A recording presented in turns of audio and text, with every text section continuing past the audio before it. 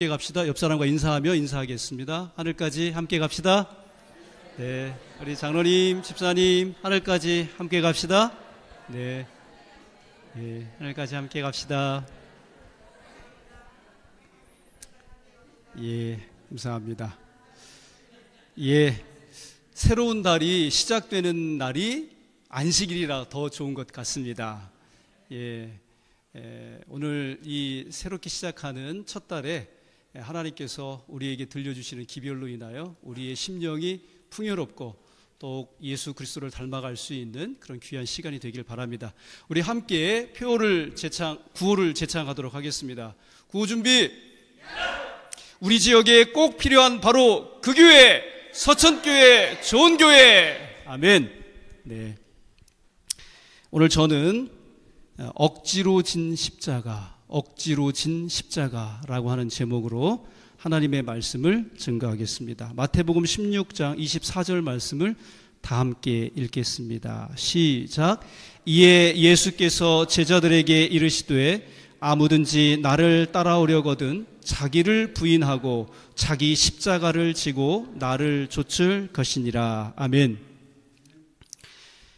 꽤 오래전인데요, 사립학교법 개정안이 정치 여야의 갈등이 되었을 때 보수를 주장하는 교회들이 사학법 개정에 반대해서 시위를 벌였어요. 근데 시위 도중에 몇 사람이 십자가를 지고 행진하는 그런 모습을 보였는데 나중에 보니까 그 십자가 그 끝에 이렇게 빨간 저 동그라미 보니까 저기 뭐가 달려 있어요? 바퀴가 달려 있었던 것입니다. 십자가를 지고 가기가 힘들었는지 그 밑에 뭐를 달았어요? 바퀴를 단 것입니다. 근데 이 장면이 인터넷을 통해서 알려지면서 사람들이 교회와 신자를 조롱하는 댓글을 수도 없이 달았어요.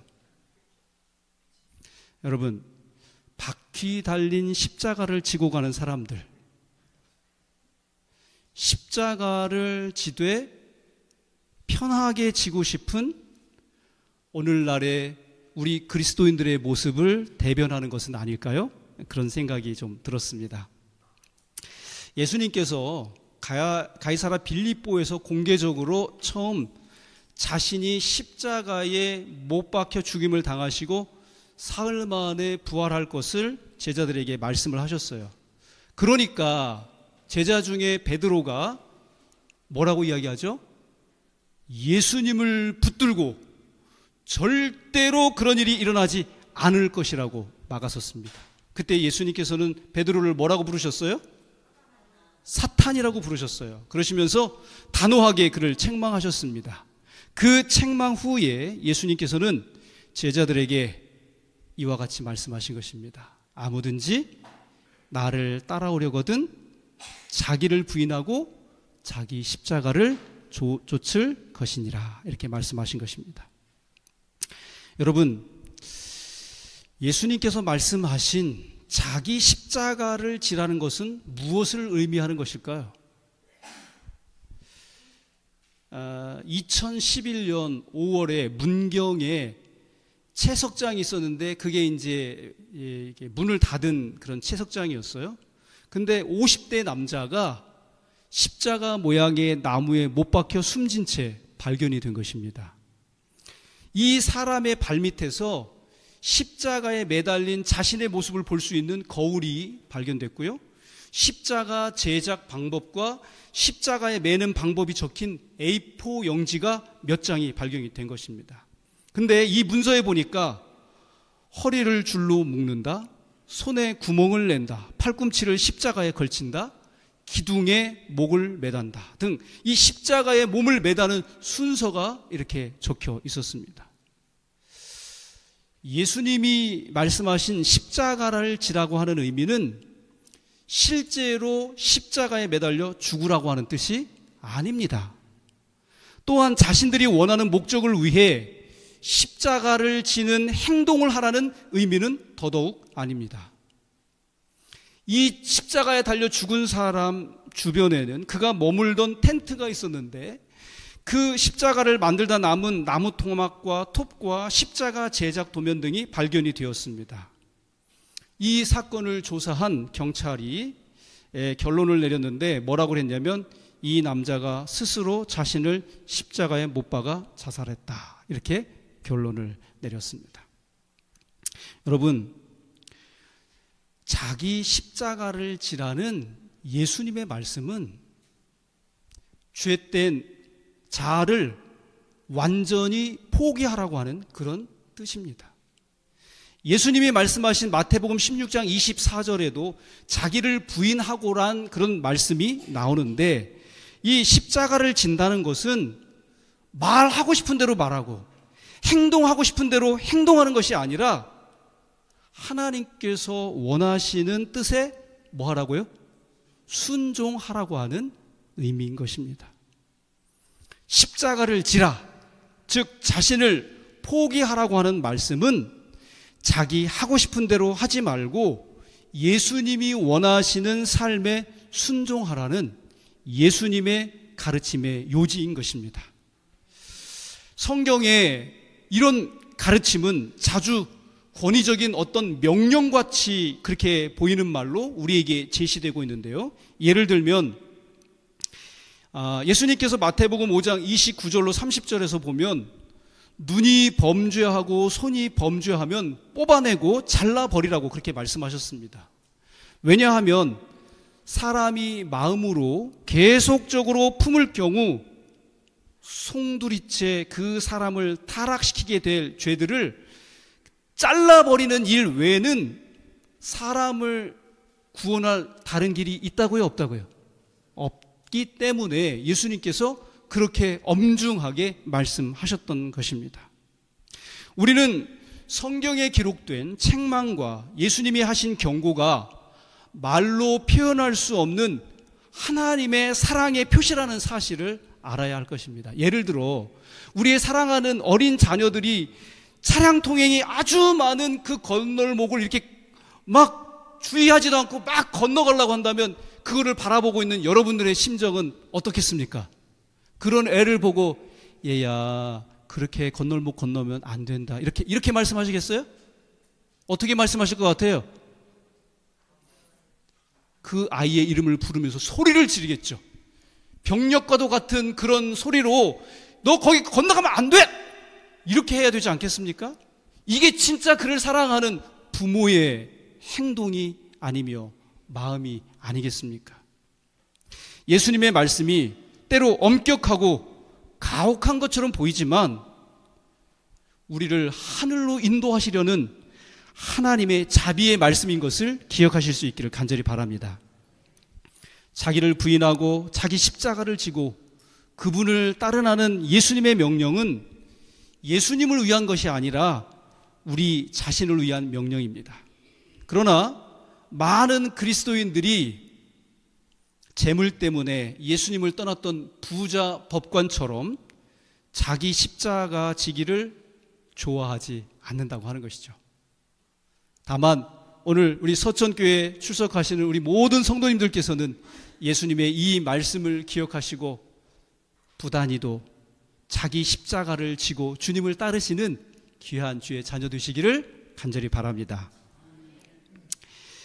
이 하나님의 사랑이 느껴질 때 하나님께 순종하는 일은 어려울까요? 쉬울까요? 아무래도 쉽겠죠? 요한복음 14장 15절에서 이렇게 말씀하십니다. 다 같이 읽겠습니다. 시작. 너희가 나를 사랑하면 나의 계명을 지키리라. 여러분 여기 사랑과 계명 가운데 뭐가 먼저 나왔어요? 사랑이 먼저 나왔어요. 그러면 이 말씀에서 중요한 것은 뭐라는 거예요? 사랑이고 그 다음이 계명이라는 것입니다. 예수님은 우리가 그분을 사랑하면 그분의 계명을 지키게 될 것이라고 말씀하십니다. 사랑하는 사람의 요청을 들어주는 것은 별로 그렇게 어렵지 않은 것 같아요. 여러분, 진정으로 사랑하는 사람의 부탁은 오히려 그게 부담스러운 일이랄지라도 즐거운 마음으로 그 부탁을 들어줍니까? 그럴 수 있습니다. 우리가 우리를 향한 하나님의 사랑을 제대로 깨닫기만 한다면 우리는 우리 하나님의 계명을 힘들이지 않고 순종할 수 있게 될 것입니다. 어, 저한테 여러 친구들이 있어요. 여러 친구들이 있는데 한 번은 이제 친구가 이런 간증을 했습니다. 아버지가 병원에서 7년을 입원해 계시다가 친구 중학교 2학년 때 돌아가셨대요. 그러니까 아버지가 병원에 계실 때부터 어머님은 노점에서 장사를 하신 것입니다. 그래서 이 친구는 자기가 원하지는 않았지만 어쩔 수 없이 집안 살림을 자기가 중학교 때부터 하게 된 것입니다. 그래서 자기는 주부 습진을 늘 달고 살았대요. 주부 습진.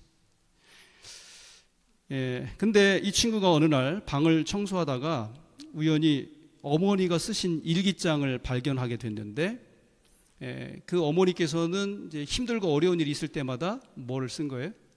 이렇게 좀 일기를 쓰곤 하셨던 것 같아요.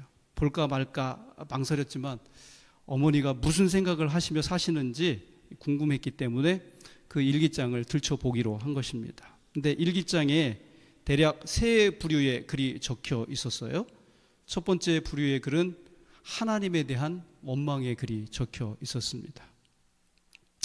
어머니는 처녀 시절부터 교회를 다녔는데 그때는 먹고 살고 자식들 키우기에 바빠가지고 교회에 나가지를 못하셨다고 합니다.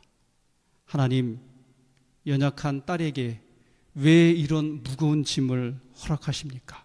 이런 원망의 글들이 기록되어 있었고요. 두 번째는 돌아가신 아버지에 대한 원망의 글이었다고 합니다. 여보, 이 어린 애들 셋을 혼자 어떻게 키우라고 먼저 가셨어? 이런 유의 글이었고요. 세 번째 부류의 글은 어머니 자신을 향한 다짐의 글이었다고 합니다. 내가 여기서 쓰러지면 이 핏덩이 같은 삼남매는 누굴 믿고 사나? 내가 끝까지 어미의 자리를 지켜야 돼. 이런 각오를 기록한 글이었습니다. 근데 친구가 그날 어머니의 일기장을 보면서 참 많이 울었다고 그래요. 그리고 어머니의 마음을 이제 알게 된 것이죠. 또한 이후로 종종 어머니의 일기장을 훔쳐보게 된 것입니다. 근데 그 일기장을 보기 시작한 후부터 친구에게 변화가 일어난 것입니다. 어떤 변화일까요? 어머니가 시키는 일이 전혀 힘들지 않더랍니다. 이전 같으면 투덜거리며 했을 일을 기쁜 마음으로 그렇게 하게 되더랍니다. 그 일기장은 여러분 한번 생각을 해보십시다. 성령의 감동으로 기록된 책이 아니었어요. 그저 인생을 너무나 힘들게 살던 한 여인의 솔직한 고백이었을 뿐입니다. 근데 어머니의 사랑이 담겨진 기록된 그 일기장이 이 아들의 삶을 변화시켰다면 인류를 가슴에 품은 하나님의 사랑이 담긴 이 성경은 얼마나 더 우리를 변화시킬 수 있겠습니까? 우리가 그 성경을 읽을 때 하나님의 사랑을 제대로 깨닫기만 한다면 말이죠. 그런데 많은 사람들이 하나님의 계명을 지킬 수 있다고 그래요? 없다고 그래요? 또 많은 그리스도인들이 교회를 다니면서 하나님을 섬긴다고 하면서 하나님의 율법을 순종하는 것이 버겁고 힘든 일이라고 그래요? 쉬운 일이라고 그래요? 그런데 여러분, 여기 요한일서 5장 3절에 이렇게 말씀하십니다. 다 같이 읽겠습니다. 시작. 하나님을 사랑하는 것은 이것이니 우리가 그의 계명을 지키는 것이라. 그의 계명들은 무거운 것이 아니로다. 아멘. 하나님을 사랑한다는 것은 그분의 계명에 순종하는 것으로 나타난다고 성경은 우리에게 분명하고 명확하게 말씀하십니다. 성경은 그분의 계명이 결코 우리에게 무거운 짐이 아니라고 말씀하십니다. 그래서 마태복음 11장 30절에서 예수님은 자신의 멍에가 쉽고 자신의 짐이 가볍다고 그렇게 말씀을 하셨습니다. 여러분, 물살이 센 강이 이렇게 흘러내려가고 있어요. 근데 이런 강을 이렇게 가로질러 갈 때 떠내려 가지 않고 건너가는 여러 가지 방법들이 있겠지만 그 중에 한 방법은 어떤 방법이냐면 이렇게 큰 돌을 안고 가는 것입니다. 여러분, 물 밖에서 큼지막한 돌을 들면 무거워요, 안 무거워요? 되게 무겁죠. 근데 물 속에서 이런 돌을 들면 돌은 부력 때문에 그래도 물 밖에서 드는 돌보다는 훨씬 가벼워진다고 하는 것입니다. 그리고 가벼울 뿐만 아니라 센 물살에 떠내려가지 않도록 하는 뭐가 될 수 있어요? 버팀돌이 될 수 있다고 하는 것입니다. 하나님이 주신 율법은 사람이 죄에 휩쓸려 떠내려가지 않도록 하는 버팀돌과도 같은 것입니다. 하나님의 계명을 그분의 사랑 안에서 순종할 때 결코 무겁거나 힘든 것이 아니라는 사실을 우리는 알게 될 것입니다. 사랑하는 우리 서천교회 성도 여러분, 하나님을 사랑하는 것은 그분의 계명을 지키는 것이라는 사실을 꼭꼭 마음속에 기억하시게 되기를 간절히 바랍니다. 그리고 그분의 사랑을 깨달을 때 율법에 순종하는 것은 쉬운 일이 될 수도 있다는 사실을 깨닫게 되시기를 간절히 바랍니다. 그런데 하나님의 사랑이 제대로 느껴지지 않을 때 그분께 순종하는 것은 어떨 것이요? 우리가 늘 하나님의 충만한 사랑 가운데 있으면 좋겠지만 그렇지 않을 때도 있어요, 없어요? 늘 있어요. 여러분, 그런 경우에 우리가 기억해야 할 말씀이 있는데 그 말씀은 요한복음 15장 10절의 말씀입니다. 다 같이 읽어보겠습니다. 시작. 내가 아버지의 계명을 지켜 그의 사랑 안에 거하는 것 같이 너희도 내 계명을 지키면 내 사랑 안에 거하리라. 여기서는 뭐가 먼저 나왔죠? 계명이 먼저 나왔고 사랑이 나중에 나왔어요. 그러니까 여기서는 뭐가 중요해요? 여기서는 계명이 중요해요. 그리고 그 다음이 사랑입니다. 예수님은 우리가 그분의 계명을 순종할 때 뭘 깨달을 수 있다고 말씀하십니까? 하나님의 사랑을 깨닫게 된다는 것을 알려주고 있습니다. 요한복음 15장 10절은 우리가 그분의 계명에 순종하면 하나님을 사랑할 수 있게 된다는 것을 말해주는 그러한 성경절입니다. 제가 성경에서 예를 하나 들겠습니다. 제자들이 최초로 예수님을 따른 후에 처음부터 예수님을 따라다니는 풀타임 제자가 됐던 것은 아니었다고 하는 것이죠. 그들이 예수님을 따라다니다가도 자기들의 생계에 뭔가 필요하고 그 가족들을 위해서라면 종종 자신의 생활로 돌아가서 자기들의 생업에 종사했다는 것을 우리 성도님들도 아실 것입니다. 근데 누가복음 5장 4절로 5절의 말씀을 우리가 먼저 함께 읽어보겠습니다. 시작. 말씀을 마치시고 시몬에게 이르시되 깊은 데로 가서 그물을 내려 고기를 잡으라. 시몬이 대답하여 가로되 선생이여 우리가 밤이 맞도록 수고를 하였으되 얻은 것이 없지만은 말씀에 의지하여 내가 그물을 내리리다 하고. 이게 언제였냐면 바로 이런 순간이었어요. 어느 날 베드로가 고기를 잡기 위해 밤새도록 수고했지만 피레미 새끼 한 마리도 잡지 못했습니다.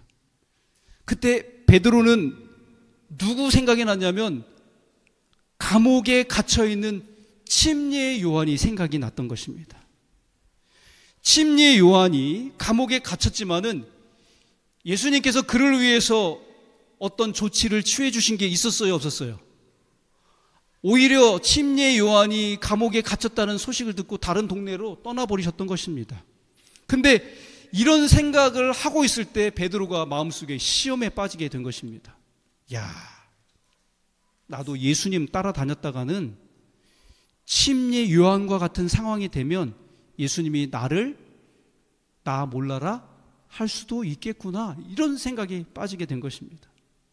그래서 베드로는 예수님을 의심했고 그날따라 물고기를 한 마리도 잡을 수 없었던 것입니다. 제가 한 글을 읽어드리려고 하는데요. 여러분 눈으로 따라 읽어주시기 바랍니다. 내 미소는 무수한 고통을 숨기고 있는 위대한 광대와도 같다. 사람들은 나를 보며 믿음과 소망이 넘치고 사랑이 샘솟는 사람이라고 생각한다. 그리고 하나님과 친밀함을 유지하면서 그분의 뜻과 잘 소통하고 있다고 여긴다. 사람들이 진실을 알았으면 좋으련만. 뭐라는 거예요? 사실은 어떻다는 거예요? 그렇지 못하다고 하는 거죠. 하나님이 나를 원하시지 않는 것 같고 하나님이 진짜 하나님이신지 의심이 가고 하나님이 실존하시는 분인지 확신이 서지 않을 때가 있다. 여러분, 이 글을 누가 썼을까요? 누가 썼을 것 같습니까? 이 글은 평생을 빈민과 병자와 고아와 죽어가던 이들을 돌보며 살았던 마더 테레사가 쓴 그의 일기입니다.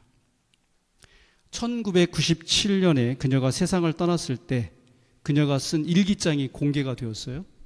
그런데 그녀의 일기에서 하나님을 의심하는 글들이 한두 군데가 아니라 여기저기서 많이 발견이 된 것입니다. 그래서 사람들이 많이 놀랐어요. 하나님을 향해 추호도 흔들리지 않았을 것 같았던 테레사 수녀도 때로는 누구를 의심했다고요? 하나님을 의심했다는 것입니다. 여러분, 우리도 우리 삶에 고난이 있고 간절히 바라던 기도의 응답이 이르러 오지 않을 때 우리도 이 테레사 수녀와 같이 뭐 할 수 있어요? 하나님을 의심하고 좌절에 빠질 수 있다고 하는 것입니다. 그런데 여러분, 그런 의심의 상황이, 의심은 할 수 있지만 그런 상황이 오래도록 지속되면 안 되겠다고 하는 것입니다. 빨리 그런 상태에서 뭐 할 필요가 있어요? 벗어나야 할 필요가 있다고 하는 것이죠. 그 상황을 벗어나는 한 비결이 있는데 그것은 바로 무엇이냐면 하나님의 말씀에 순종하는 것입니다. 뭐라고요? 하나님의 말씀에 순종하는 것입니다. 베드로도 예수님을 의심했어요. 그가 무거운 마음으로 그물을 내렸지만 한 마리의 물고기도 잡을 수 없었습니다. 그의 답답한 마음을 아셨던 예수님께서 오셔서 깊은 데로 가서 그물을 내리라고 그렇게 명령하셨습니다. 근데 여러분, 그때 그 순간 베드로가 예수님의 말씀에 순종하기 쉬웠을까요? 어려웠을까요? 어려웠어요. 아니, 할 수 없었어요. 그러나 베드로는 그 순간 그 말씀에 순종합니다. 그의 순종은 기쁨으로 하는 순종이 아니라 억지로 하는 순종이었던 것이죠. 그러나 그가 억지로 순종했음에도 불구하고 그물을 끌어올리니까 어떻게 됐다고요? 그물이 찢어지도록 물고기가 많이 잡힌 것입니다. 그 물고기들은 베드로가 억지 순종해 한 것에 대한 하나님의 복이었다고 하는 것이죠. 그때 베드로가 예수님을 부르는 이 호칭에 변화가 생겼습니다. 여기 누가복음 5장 5절, 그가 그물을 내리기 이전에 뭐라고 이야기하냐면 의심하는 마음으로 예수님을 뭐라고 불렀어요? 선생이라고 불렀습니다. 선생이여, 우리가 밤이 맞도록 수고를 하였으되 얻은 것이 없지만은 말씀에 의지하여 내가 그물을 내리리이다. 그리고 2배에 가득 찬 물고기들을 보고 나서는 누가복음 5장 8절에 뭐라고 이야기하고 있어요? 주여, 나를 떠나소서, 나는 죄인이로소이다 라고 그렇게 고백을 하고 있습니다. 베드로에게 있어서 예수님이 처음에는 선생이었지만은 이제는 뭐가 됐어요? 주님이 된 것입니다. 아직도 수많은 사람들에게 예수님은 위대한 선생에 머물고 있을지 모를 것입니다. 그러나 그분의 말씀에 억지로라도 순종하고 살아계신 하나님을 만나게 될 때 그분은 인생의 뭐가 되실 수 있다는 것이에요? 구주요 주인이 되실 수 있음을 오늘 베드로의 경험에서 우리는 확인하게 되는 것입니다. 따라서 자신의 생각과 맞지 않을지라도 하나님이 말씀하시고 예수님께서 명령하셨다면 순종하는 마음이 우리에게 필요합니다. 우리 서천교회 성도 여러분, 잊지 마시기 바랍니다. 하나님의 사랑이 느껴지지 않을 때라도 그분의 계명에 순종하는 자세가 중요합니까? 아주 중요합니다. 십자가를 지기 싫을 때 억지로라도 자기를 부인하고 십자가를 지는 것이 중요합니다. 그때 왜 예수님이 십자가를 지라고 말씀하셨는지 그 결과를 우리는 보게 될 것이고 그 속에 나타난 하나님의 사랑을 우리는 깨우치게 될 것입니다. 성경에 보니까요, 억지로 진 십자가 때문에 인생이 달라진 한 사람에 대한 이야기가 기록되어 있습니다. 마가복음 15장 20절, 21절은 다음과 같이 이야기하고 있습니다. 다 같이 읽겠습니다. 시작. 희롱을 다한 후 자색 옷을 벗기고 도로 그의 옷을 입히고 십자가에 못 박으려고 끌고 나가니라. 마침 알렉산더와 루포의 아비인 구레네 사람 시몬이 시골로서 와서 지나가는데 저희가 그를 억지로 같이 가게 하여 예수의 십자가를 지우고. 여기 억지로라고 하는 단어가 나오죠. 예수님을 십자가를 지고 갈보리 언덕을 올라가시다가 몇 번이나 졸도하셨는지 모릅니다. 그때 로마 군인들은 예수님께서 더 이상 십자가를 지고 골고다로 갈 수 없다고 판단을 했습니다. 근데 그 순간 군인들이 누구를 봤냐면 예수님을 이렇게 불쌍하게 쳐다보고 있었던 한 사람을 발견하게 된 것입니다. 그리고 그를 불러서 대신 예수님의 십자가를 지고 가라고 명령을 한 것이죠. 그 사람이 바로 누구예요? 구레네 시몬이었습니다. 유월절을 맞아서 예루살렘에 오게 되었는데 뜻밖의 그는 예수님의 십자가를 지게 된 것입니다. 말 그대로 그는 억지로 십자가를 진 것입니다. 그때 만약 시몬이 십자가를 지지 않겠다고 로마 군인들에게 저항했다면 어떻게 되었을까요? 불행하게도 그에게는 그렇게 할 권리가 없었다고 하는 것입니다. 예수님 당시 유대 나라는 로마 제국의 식민지였습니다. 로마가 식민지를 통치하는 법 중에 하나가 로마 관리나 군인들이 이동할 때 식민지 사람 아무에게든지 내 짐을 지고 1.6km까지 지고 가게 하는 것이었습니다. 그것이 이 식민지를 통치하는 그런 법 가운데 하나였어요. 근데 만약에 그런 요구를 들어주지 않는다면 그 사람은 어떻게 됐을까요? 구타와 모욕을 당했다고 하는 것입니다. 그래서 여기 예수님이 마태복음 5장 41절에서 누구든지 너로 억지로 오리를 가게 하거든 그 사람과 심리를 동행하고 라고 하는 이 말씀은 유대인들의 자존심을 상하게 하던 그런 그 법의 상황을 언급하신 것입니다. 그러니까 구레네 시몬은 십자가를 칠 수밖에 없었습니다. 그에게는 참으로 억울한 일이 아닐 수 없었죠. 그런데 그가 예수님의 십자가를 대신 지고 갈보리 언덕을 올라갔기 때문에 어떤 일이 일어났는가? 시대의 소망 745쪽에 다음과 같이 기록하고 있습니다. 다 같이 읽겠습니다. 시작. 갈보리까지 십자가를 지고 간 것이 시몬에게는 큰 복이 되었다. 그는 그때 이후로 그 같은 섭리를 항상 감사히 여겼다. 그것은 그로 하여금 자진해서 그리스도의 십자가를 지게 하였고 항상 즐거움으로 그 십자가 아래 서게 하였다. 십자가를 가까이 지고 간 시몬은 예수님을 가까이에서 끝까지 지켜볼 수 있는 특권을 가졌습니다. 그는 사람들의 조롱과 모욕에도 불구하고 끝까지 인내하시는 예수 그리스도를 바라보았습니다.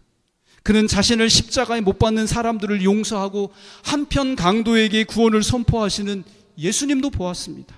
그는 십자가 가장 가까이에서 예수님의 일거수일투족을 보면서 그분이 진정 하나님의 아들이었다는 사실을 깨닫게 된 것입니다. 그 이후로 시몬은 예수님의 신실한 제자가 되었습니다. 이것이 그가 예수님의 십자가를 억지로 진 후에 받았던 하늘의 놀라운 복이었다고 하는 것입니다. 제가 대전 유성에서 목회를 할 때였는데요. 한 안식일 늦은 시간에 카톡으로 메시지를 받게 되었습니다. 읽어보니까 오늘 몸도 아프고 마음도 가눌 길이 없어서, 그리고 거기다가 눈도 내리고 길이 미끄러워서 정말 오늘 안식일에는 교회에 오기 싫었다는 것입니다. 그런데 집에 있으려다가 억지로 차를 몰아서 교회에 왔는데, 오늘 하나님께서 목사님을 통해서 자기에게 꼭 필요한 말씀을 주셨다는 것입니다. 그러면서 우리 하나님은 너무나 좋으신 그런 분이라고 간증을 했습니다. 여러분, 만약 그분이 그날 집에 있고 교회에 예배를 드리러 오지 않았다면 어떻게 되었을까요? 그분은 그날 억지로 교회에 왔습니다. 물론 억지로 교회에 오는 것이 좋지만은 않을 것입니다. 하지만 분명한 것은 신자가 억지로라도 하나님을 순종하려고 할 때 하나님께서는 그 사람에게 자원하는 마음이 들도록 복을 베푸신다고 하는 사실입니다. 베드로에게 복을 주시고 구레네 시몬에게 복을 주셨듯이 말입니다. 예수님은 자원하는 마음만 받으시니까 자원하는 마음이 생기지 않으면 어떻게 해야 할까요? 여러분, 그런 순간에 우리는 어떻게 해야 할까요? 오늘 우리가 함께 나눈 말씀처럼 우리는 그때도 하나님께 뭘 해야 되겠어요? 순종해야 하겠습니다. 교회에 가기 싫을 때에도 교회에 가야 하고, 말씀을 보기 싫을 때도 말씀을 보아야 한다고 하는 것입니다. 억지로라도 하나님께 순종해야 한다고 하는 것이죠. 억지로라도 순종하기 위하여 몸부림쳐야 하겠습니다. 하나님은 그런 분께 순종하려고 몸부림치는 그런 사람을 결코 그냥 내버려 두지 않으실 것입니다. 영국의 청교도 신학자 리처드 십스라고 하는 사람은 상한 갈대라고 하는 책을 썼는데, 그 책에서 다음과 같이 이야기했습니다. 상한 갈대는 절망적인 상태에서 마음 내키는 대로 사는 사람이 아니라 온전하지는 않지만 의지력을 통해 하나님의 은혜 가운데로 나아가려고 몸부림치는 사람이다. 너무 좋은 말 아니에요? 여러분, 이사야 42장 3절에 나오는 이 상한 갈대는, 꺼져가는 등불은 자기 멋대로 마음대로 막 사는 사람을 말하는 게 아니라는 것이에요. 죄의 본성을 거슬러서 하나님께 순종하려고 몸부림치는 사람을 가리키는 말이라고 하는 것입니다. 오늘 저는 말씀을 줄이면서 우리 성도님들의 삶에서 얼마만큼 자기를 부인하는 십자가를 지고 계십니까? 우리는 배우자 때문에, 때로는 자식 때문에, 다른 사람과의 문제로, 돈 문제로, 건강 문제로 자신을 부인해야 될 때가 참으로 많습니다. 여러분 모두 시련 속에서도 우리를 붙들고 계시는 하나님의 여전한 사랑을 깨달아 즐겁게 자기를 부인할 수 있게 되기를 간절히 바랍니다. 그러나 혹 삶이 그렇지 못할지라도 억지로라도 자기를 부인해 보시기 바랍니다. 그때 십자가를 지라는 하나님의 말씀 속에 담긴 그분의 사랑을 분명히 경험하게 되실 것을 믿습니다. 이제는 제대로 십자가를 지고 그분을 따라야 하겠습니다. 우리가 자신을 제대로 부인할 때 가정과 직장과 교회가 달라질 것입니다.